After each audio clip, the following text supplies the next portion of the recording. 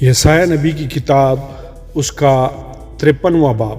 ہمارے پیغام پر کون ایمان لایا اور خداوند کا بازو کس پر ظاہر ہوا؟ پر وہ اس کے آگے کومپل کی طرح اور خشک زمین سے جڑ کی مانند پھوٹ نکلا ہے، نہ اس کی کوئی شکل و صورت ہے نہ خوبصورتی، اور جب ہم اس پر نگاہ کریں تو کچھ حسن و جمال نہیں کہ اس کے مشتاق ہوں۔ وہ آدمیوں میں حقیر و مردود، مرد غمناک اور رنج کا آشنا تھا، لوگ اس سے گویا روپوش تھے۔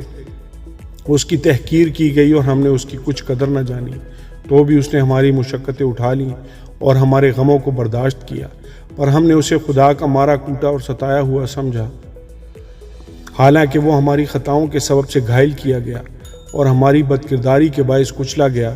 ہماری ہی سلامتی کے لیے اس پر سیاست ہوئی تاکہ اس کے مار کھانے سے ہم شفا پائیں۔ ہم سب بھیڑوں کی مانند بھٹک گئے، ہم میں سے ہر ایک اپنی راہ کو پھرا، اور خداوند نے ہم سب کی بدکرداری اس پر لاد دی۔ وہ ستایا گیا تو بھی اس نے برداشت کی اور منہ نہ کھولا، جس طرح برہ جسے ذبح کرنے کو لے جاتے ہیں، اور جس طرح بھیڑ اپنے بال کترنے والوں کے سامنے بے زبان ہے، اسی طرح وہ خاموش رہا۔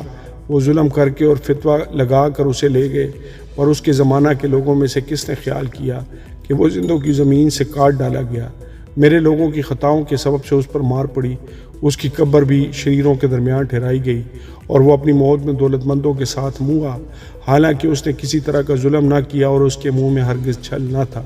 لیکن خداوند کو پسند آیا کہ اسے کچلے، اس نے اسے غمگین کیا۔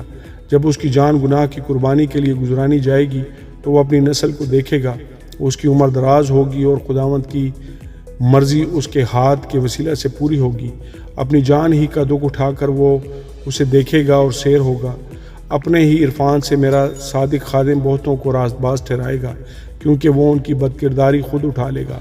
اس لیے میں اسے بزرگوں کے ساتھ حصہ دوں گا، اور وہ لوٹ کا مال زوراوروں کے ساتھ بانٹ لے گا، کیونکہ اس نے اپنی جان موت کے لیے اڈیل دی اور وہ خطا کاروں کے ساتھ شمار کیا گیا، تو بھی اس نے بہتوں کے گناہ اٹھا لیے اور خطا کاروں کی شفاعت کی۔ آمین اور آمین۔